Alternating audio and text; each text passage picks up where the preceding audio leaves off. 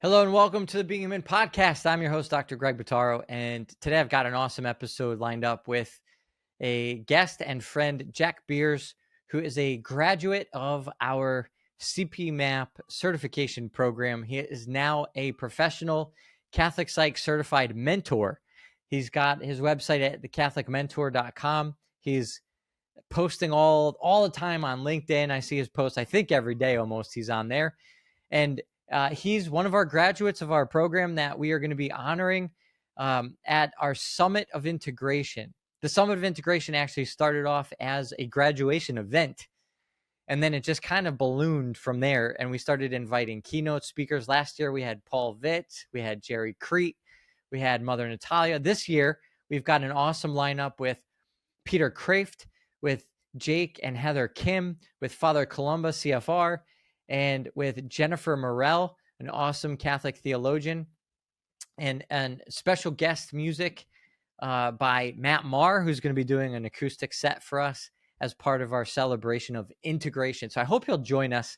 You can check it out at CatholicPsych.com/summit. It is June 20th to 22nd in Madison, New Jersey.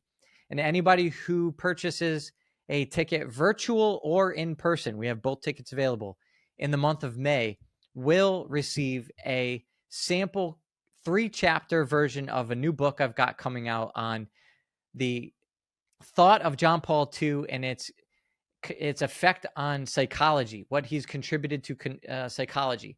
It's called The Personalist Cure.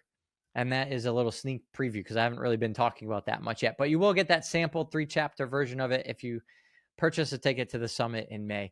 But today I've got Jack here, and he has brought together 10 questions. He scoured the internet and came up with, from ridiculous place, actually. But we'll get into that in the show. All different questions related to mental health. And as we are focused on mental health and trying to bring some sanity to the insane and the culture that is, and this pop psych sort of world of shooting in the dark, trying to hit targets of what makes sense regarding mental health. We're trying to bring a little clarity and sanity to that world. And so I hope you enjoy this episode. I hope it blesses you. I hope you're praying for us as I am praying for you. And I hope to see you at the summit. God bless. I spent the last 10 years learning how to help people using the best techniques available in psychology integrated with the Catholic faith. Now we've figured out that there's a better way to help people than just slapping a Catholic label on the same secular model of therapy you find anywhere else. The real question is, how will we make this shift to a new model of truly Catholic accompaniment, keeping the psychological sciences in mind while opening up to a more human and more effective approach? This podcast is here to give you the answer. Join me and follow along as I take you behind the scenes of what this new model looks like, using recorded audio from sessions working with my team, with colleagues, and even directly with clients. My name is Dr. Greg Bottaro, and I want to welcome you to the Being Human podcast.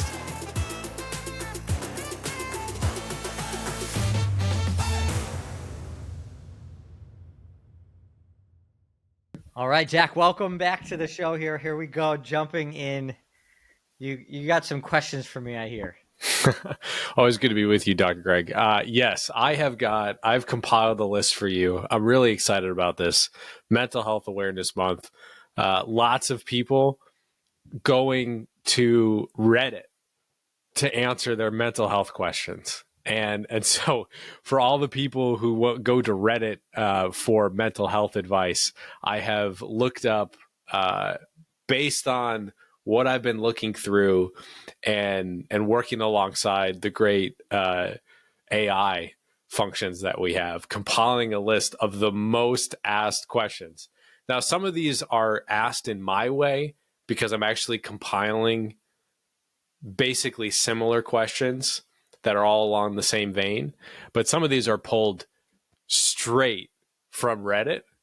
And actually, this first one is pulled straight from Reddit. It's an awesome question. Well, first of all, wait a minute. We got it. Let's speak to this for a minute, because should people be using Reddit for mental health support? It's not advisable. I wouldn't advise it because you don't because you don't know who's actually answering it. But I'll give people credit for not isolating entirely. That's a good point. That's true. Social media, digital relationships, as much of an illusion as they are as real relationships, I there's feel like something happening there. I feel like if it's a question between I'm gonna drink or I'm gonna ask this Reddit question and experience some degree of community and support, Okay, fair enough. I could find a good spot there. But generally speaking, it's not. It's nowhere near the best, which is why I wanted to go to Reddit and pull this stuff out and sort of expose the difference.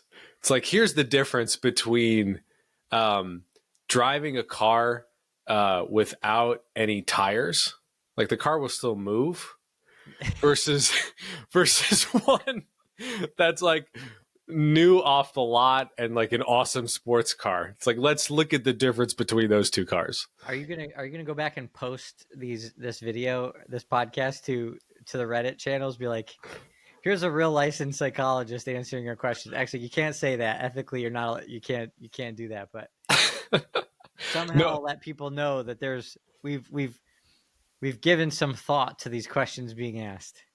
I was going to create a new avatar in Reddit and transcribe your answers, and then have Breg Guitaro I love it. a response to Reddit. Yeah. And not form any sort of, like, I am a clinical psychologist, but just another random Reddit user. Just another rando. Yes. Providing user _ 67743. Yeah. Has an answer.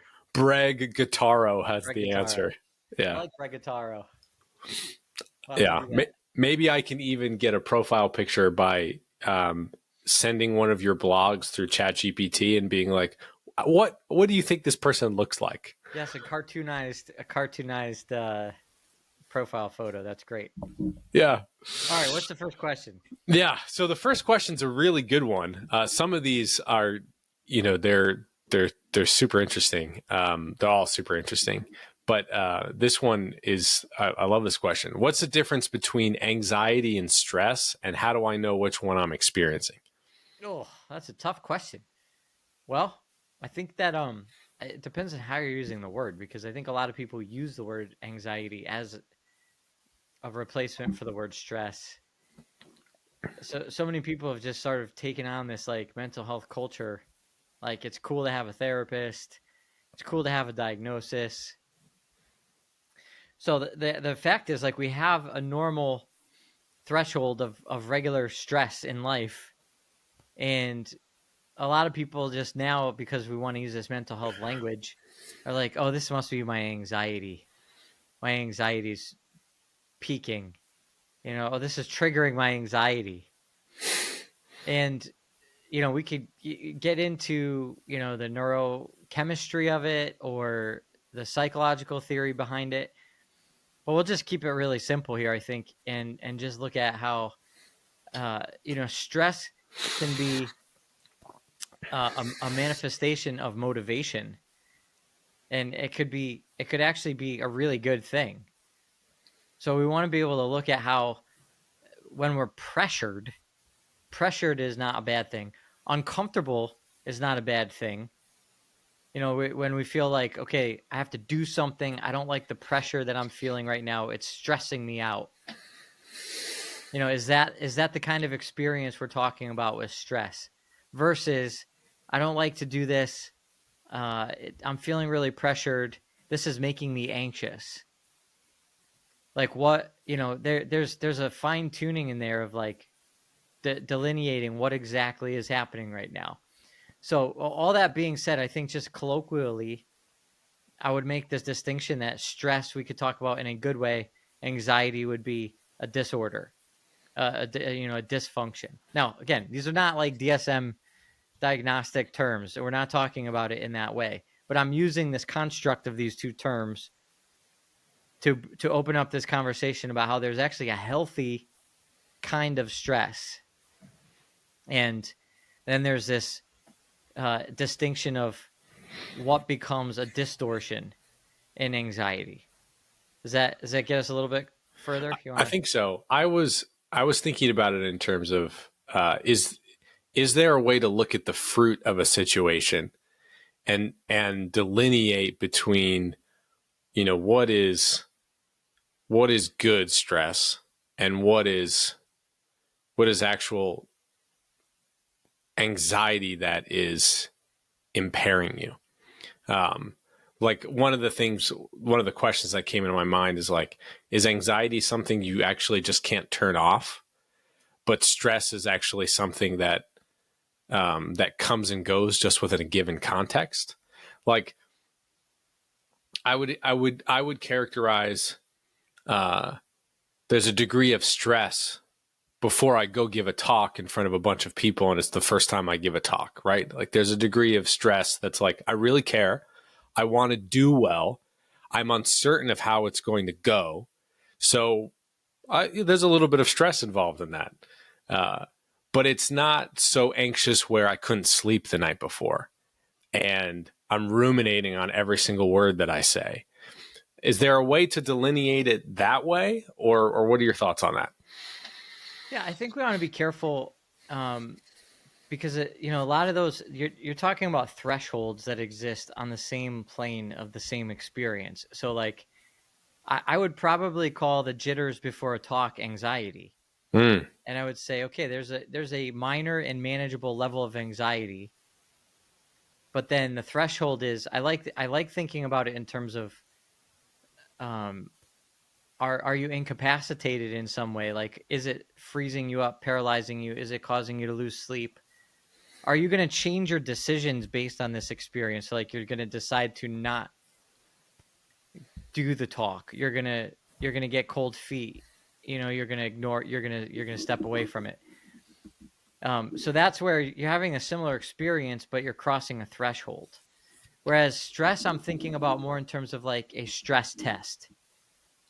Like if you're talking about physical health and the doctor puts you on a treadmill and, has you, run with a bunch of electrodes connected to test your body's response to a stressor put on the system. And so it's like this challenging discomfort, this thing that, yes, it's uncomfortable, but it's also a part of the natural way that we grow stronger. So like there's almost like a healthiness to stress that if we're looking for the ways that we can grow, we want that kind of stress. Stress is like the resistance that weight causes when we go to the gym. We're stressing the system by putting that extra weight and pressure on it. Anxiety can be a stressor in those situations where it's sub-threshold, where we haven't crossed over that threshold into total disorder. So it's like when I get those jitters before the talk, it's on a meta level, a stress to my psychological system that's saying, hey, are you able to overcome this challenge? Are you by doing those reps, it's like if I get jitters before a difficult conversation or, doing something that I haven't been able to do before, then if I allow myself to feel that anxiety, then I'm actually allowing it to be a stressor that pushes me to a healthier growth. Does that make sense? But then maybe if the anxiety is past the threshold and I actually have a disorder, it's causing a dysfunction in my life. And it's like going to the gym and then it's like, can I lift this amount of weight, or is it too much weight? And now I can't lift it. Now I can't lift anything and I just hurt myself. That makes sense. It reminds me of C.S. Lewis. He writes in one of the Narnia books, and when King Peter had to fight someone who was bigger and stronger than him, he was like, Peter was afraid, but that fear didn't change what he knew he had to do. Yeah. Yeah, exactly. And that there was a degree of freedom that he still had, and he was like, yeah, this is scary, but I've still got to fight the guy. Yeah. Yeah. Yeah. And another example I like is from Our Lady. She talks about, when Our Lady is anxious about losing Jesus. And in the Bible, it's actually a different word.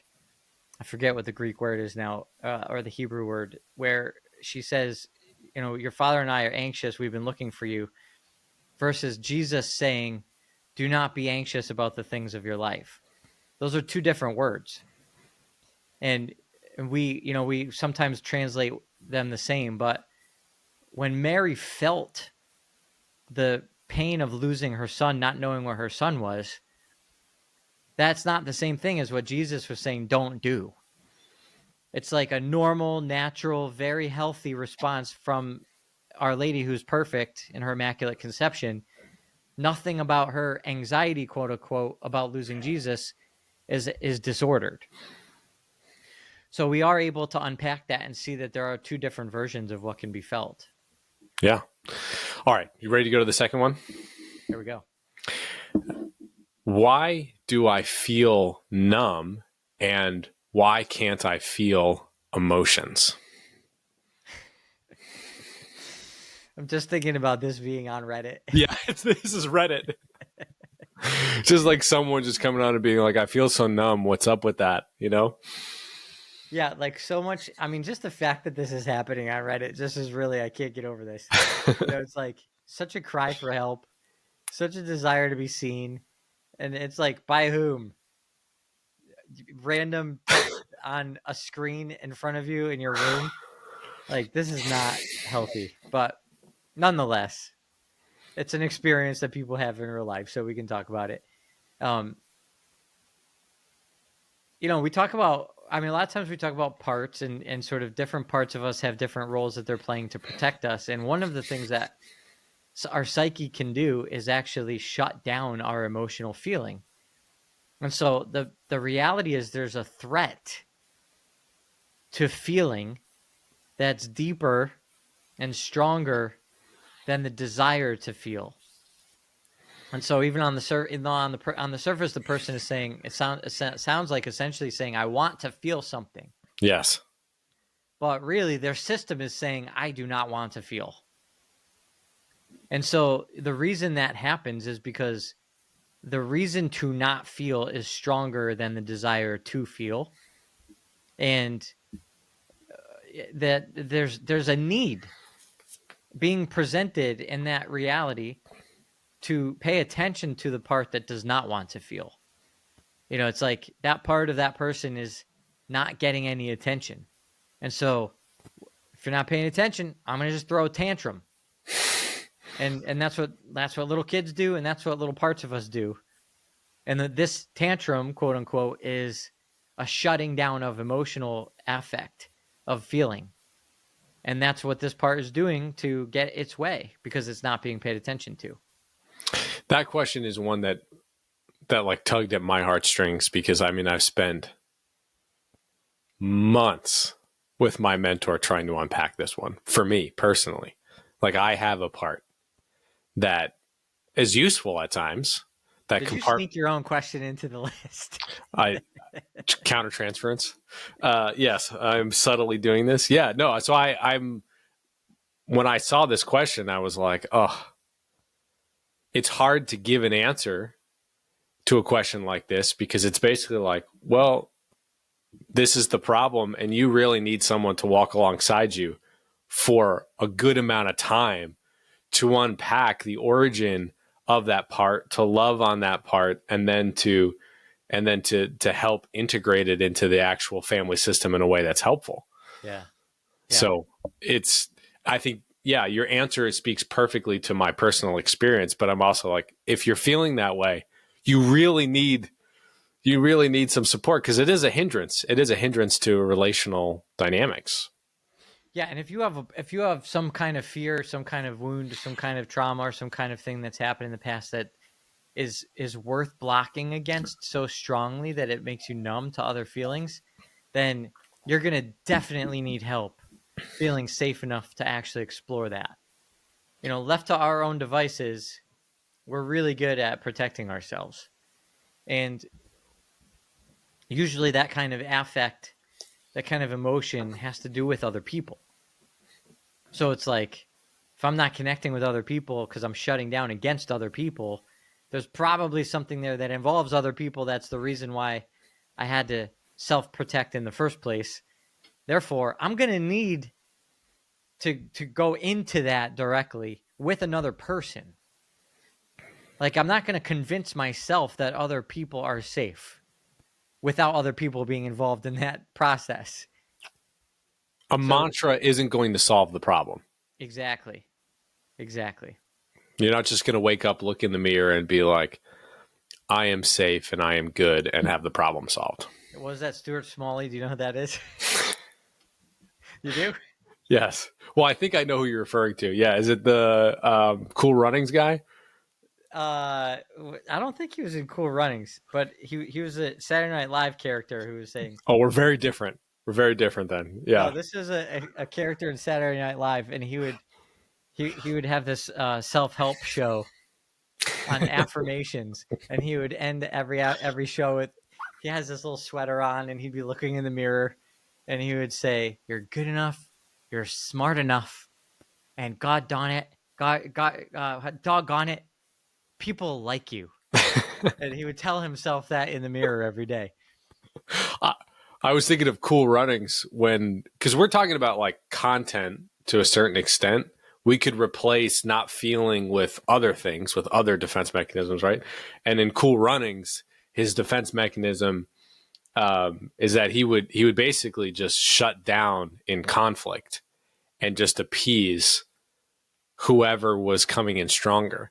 And so this guy takes him to the bathroom, and he uses some colorful language, but he was basically like, "You're strong, you're tough. Oh yeah, you're BA, you're the man."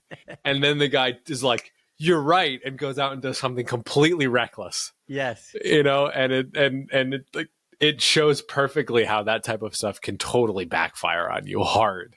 Yeah, exactly. So you need another person, but you also need it like a trained other person. Yeah. It's not going to work in a mirror by yourself. It's not going to work with the wrong person helping you. Yeah. And you're not going to find that person on Reddit. Okay. Let's go for one. I know that, so much of my experience of the Mindful Catholic and why I got into the Mindful Catholic was because of this question. So I know you've got some stuff on this one. Okay. How can I calm my brain enough to go to sleep? Ooh, good one. Well, we do have the body scan exercise, which everybody tells me when they do that, they just go to sleep. Yeah. And then they're filled with guilt because they feel like they didn't do the exercise right, since they end up falling asleep during it. And I tell people, if that's what your body needs and that's what it helps you do, then praise God, that's what it should do. Yeah. But it actually is a really good way to go to sleep. And what you're doing is essentially just moving your focal point away from your ruminations towards other things that are in your present awareness through your body. So it's your choice what you pay attention to. You don't have to turn off the thoughts. You can learn how to refocus your attention away from them. And so this is really important. Our thoughts can be super strong. They can be really triggering. Especially when they have some indication of danger or threat, they're going to trigger the parts of our brain that won't let go of them. So forcing yourself to not look at something is not the same thing as just looking at something else. And that becomes all the difference in the world. And it's very easy to just look at something else. You can choose to change your focus. But forcing yourself to stop thinking about something is not possible. Trying to shut your brain off. So the question is inherently faulty. It's basically saying, how can I shut my brain down enough for me to go to sleep? And you're saying you're never going to shut your brain off. You can refocus it into a place where it calms down enough to do what it actually wants to do, which is go to sleep. Right. Yeah. You remember in Mario Brothers how if you know the level with the ghosts that follow you in the castle, Yes. And then if you turn and look at the ghost, it stops. But if you start walking away without looking at it, they start following you. Well, this is the opposite. If you look at the ghost, it's like coming at you, and it grows and it's bigger and it's louder, and it's like all the things going on in your mind. And the more you look at it, the more it's going to keep going. If you turn away from it and walk in a different direction, it actually goes away. So it's in a kind of way, it is making, quote unquote, making the thoughts go away, or it is kind of turning off the brain, but it's in a very indirect way. Like no actual thought is in your brain for longer than 7 seconds. So if you keep paying attention to that thought, it triggers new thoughts. But as soon as you turn towards something else, the thought and then like that sort of ripple effect of it will eventually, after 7 seconds, be gone. So that's how, if we just pay attention to your pillow, pay attention to your feet at the bottom of the bed, pay attention to the feeling of the sheets laying on top of your body, pay attention to the softness or firmness or the texture of the sheets that you're laying on. You know, anything that you turn your attention towards is turning away from whatever those ruminations are. We'll have to put a link in the bottom of the show notes for the virtual retreat so that people can get access to that body scan and listen to it and just go through it. We have those exercises somewhere. People can get that too, or the virtual retreat itself, which is going to unpack all of that. I thought you were going to say a link to Mario Brothers, but yeah, no, that's not where I was going. Okay. My brain was not stuck in 7 seconds on the. We're past it. Got it. I am. Nice.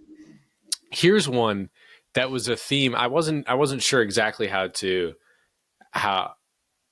word it, but essentially the theme is, how do I bring other people into my experience of anxiety or trauma or pain?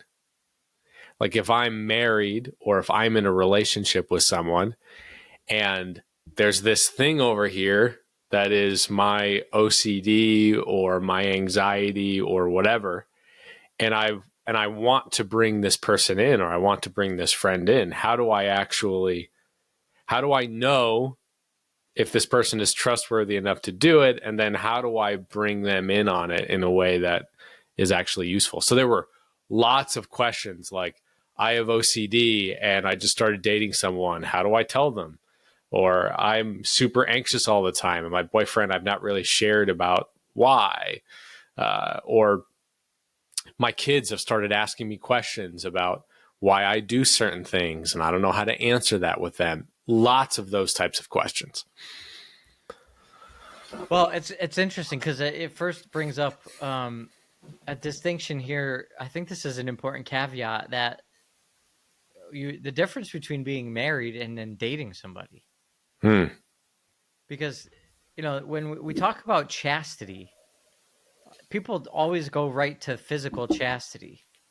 But as a whole human person, it's really important to look at appropriate levels of sharing of the gift of self according to the nature of the relationship on all dimensions of the person.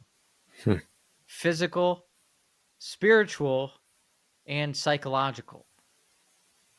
So chastity between two people dating means not giving a full gift of self physically, for sure, not giving a full gift of self spiritually, and not giving a full gift of self psychologically.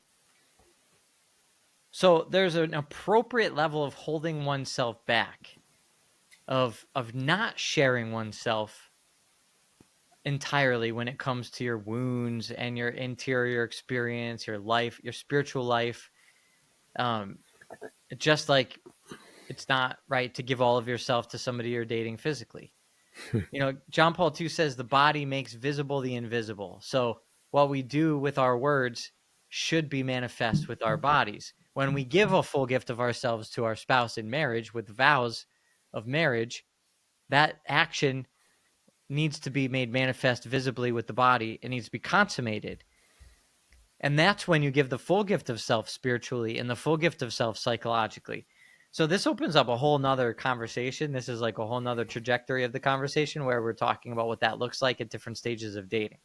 Okay, so that being said, what are the proper amounts of self to give at those different levels of growing in relationship? Because obviously, if you're dating somebody, if it's a romantic relationship, you're discerning. So, and you want the other person to be discerning. And part of discernment is like to know what you're getting yourself into. And, you want to know what you're getting yourself into for the other person as well. So, yeah, there should be some level of conversation, but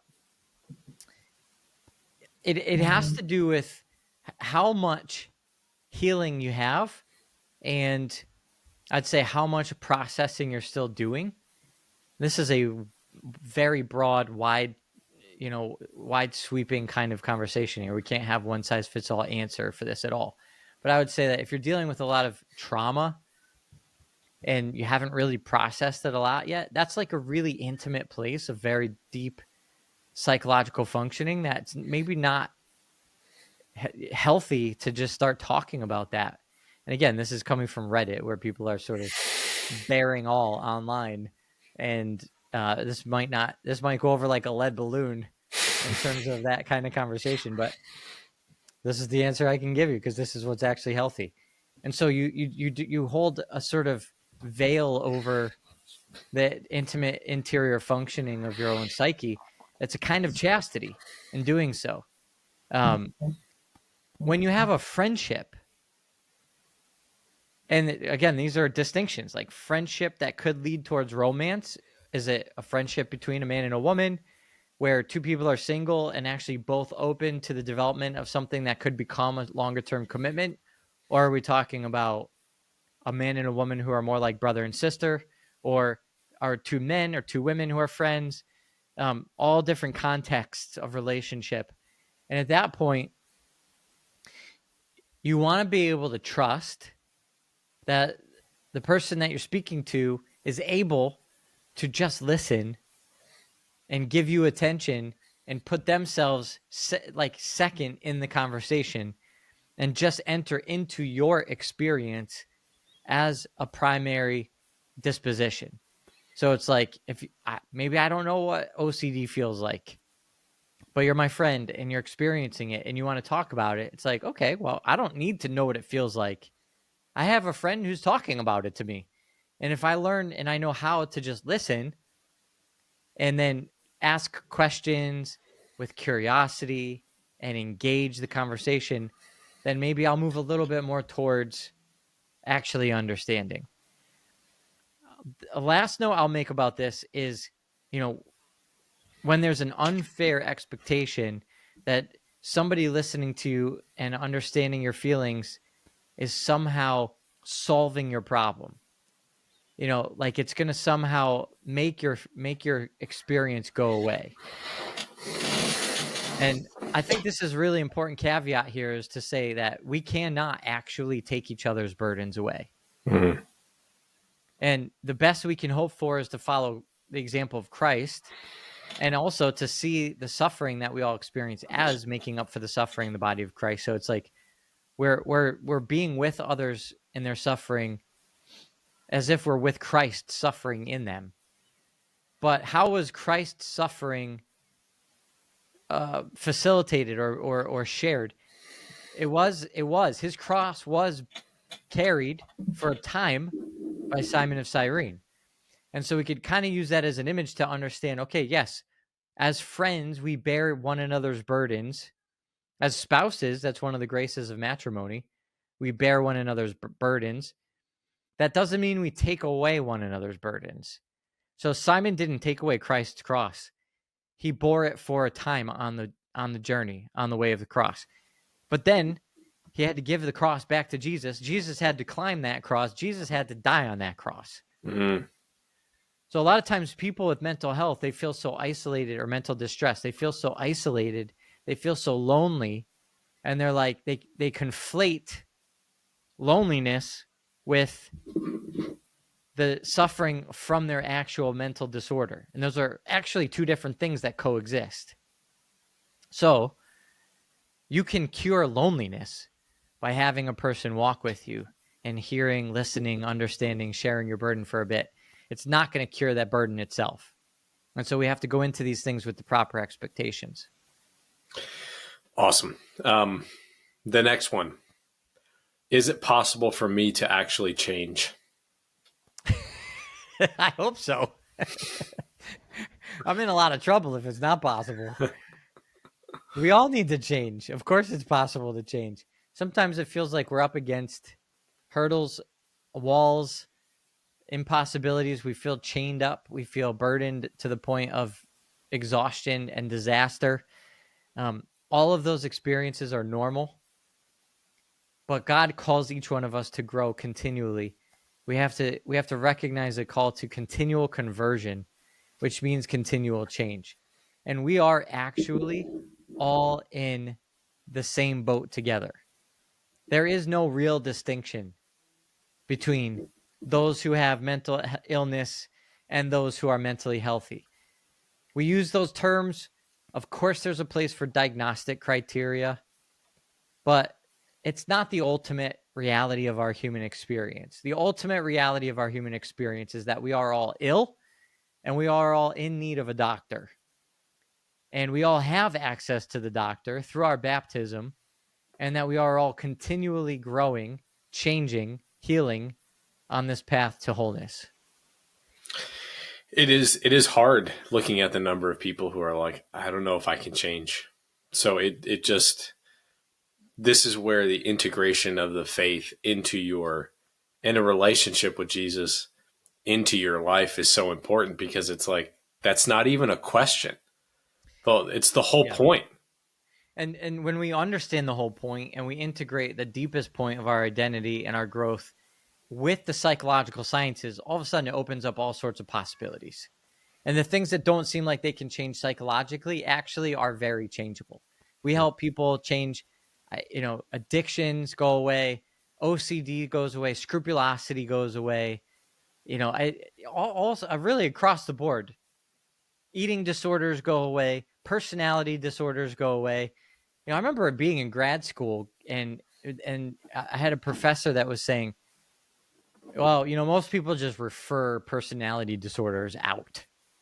Like, really think about it. Do you really want to spend the rest of your professional career working with people with personality disorders? Like, nobody here gets paid enough for that. And I was like, man, that's so disparaging and despairing. It was like, I hope that's not really true. And it's not true. It's actually really possible to heal personality disorders. It's not possible with the lens that the world has.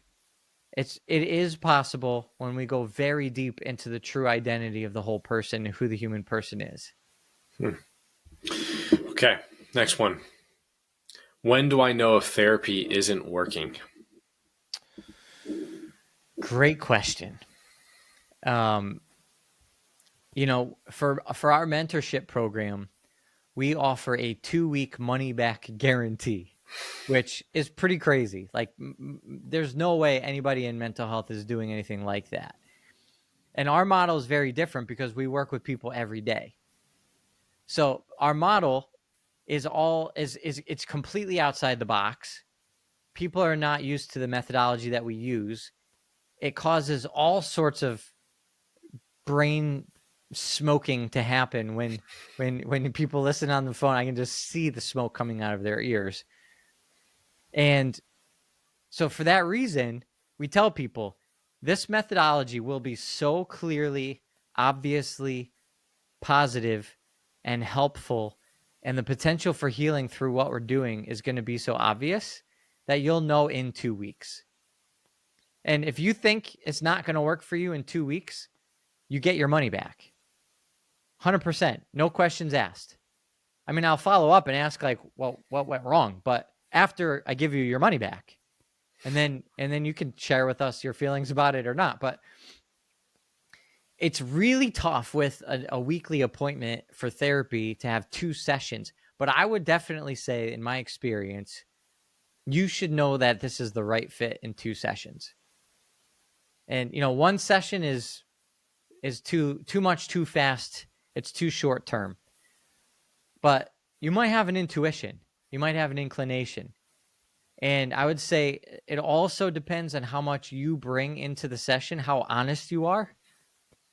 But if you have a bad experience or you feel like something might be off in the first session and then you bring it up in the second session, the way that your therapist handles that will tell you immediately if you're in a good place and if this person is really going to be able to help you. Now, the rapport is what I'm speaking of, and the therapist professional training and professional development is really key here. So if they have enough professional personal training and development that they can sit with the discomfort of you telling them something's wrong or off or not connecting, and they're able to give you a positive experience after that second session by the way they handle it, they are likely professionally trained enough in such a way to be able to actually help you. But that's not a guarantee. So you could have somebody that's really warm, really humble, really good at connecting. Maybe something was off the first session. You recovered it for the second session, and maybe they actually still don't have enough depth in their training to be able to help you. So then it's going to take you another month or two to figure that out. And if you're doing weekly sessions for a month or two, you get to the end, let's call it month 2, you're at the end of month 2, and you're still asking this question, time to move on. Is it normal for you to feel worse during therapy at any point in time? Is it normal for things to get worse? 100%. It should get worse. So that's, I don't know if I've ever said it that clearly before.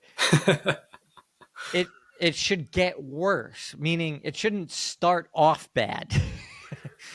But when you have good rapport, you trust your guide.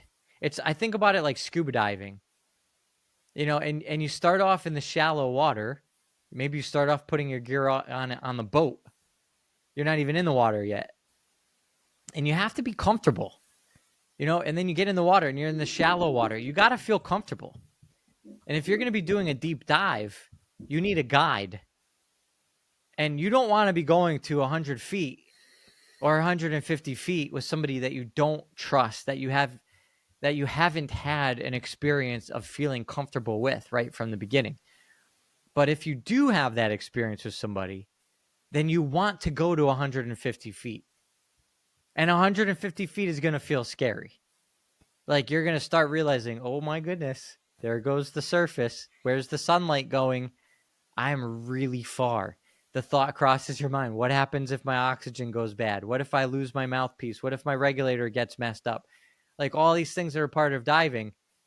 And you're like looking at your guide, making eye contact, making sure that you're still here with me, right? And at some point, maybe something happens, maybe, whatever. So you're going to go into a cave. You're going to go around a corner. You're going to, whatever the things are that come up, you might have some challenges that come up. And hopefully you do. And that challenge might feel like a rupture with the guide. So to take the analogy, to move away from the analogy a little bit, because the dive is typically very relational. And it's usually that we're healing a lot of wounds that have to do with being in a relationship with other people. And so once we go to the depths in a relationship with somebody, it might be the other person that's actually part of the challenge of the experience. And then, so we call that rupture. And then we need to look for what we call repair. So that through the rupture, the guide is the one that's actually making it okay. It's okay to be upset. It's okay to be challenged. It's okay to be questioning the relationship. And then let's hold that in the right space and make sense of it. And then repair what just happened. And maybe there's an apology that's necessary. Maybe there's a communication and recalibration and a deepening of understanding of where each person is coming from. Healthy things that are part of healthy communication. And then you end up realizing because of the challenge, you ended up growing as a person and becoming a better version of yourself. We've got 3 more. All right. Can we do them rapid fire? Rapid fire. All right. Let's do it. Tell me what burnout is. How do I know when I'm burning out? Burnout is an indication of not upholding healthy boundaries. What is a depressive slump? And what's one thing I could do to move the needle on it? When we let ourselves pay mindless attention to rumination, we go down what I call the spiral of despair. You can catch that in the virtual retreat. And to get out of it, we just have to jolt the system. Take a cold shower, put yourself in a bodily experience that gives you a different outlook. It could be exercise. It could be just getting outside for a walk. It could be something like a cold shower that jolts the system. What do you call them? A plunge? Ice bath or a plunge. Yeah, that's the word, plunge. Just get yourself out of the rumination. That's where the slump is. What's one thing I can add to my routine that would increase the quality of my mental health? Catholic mindfulness. Yeah. Exercises from the Catholic Mindfulness Virtual Retreat. 100%. It works every time. Top 10 questions from Reddit responded to by Bottaro. Thank you. God bless you. Thanks.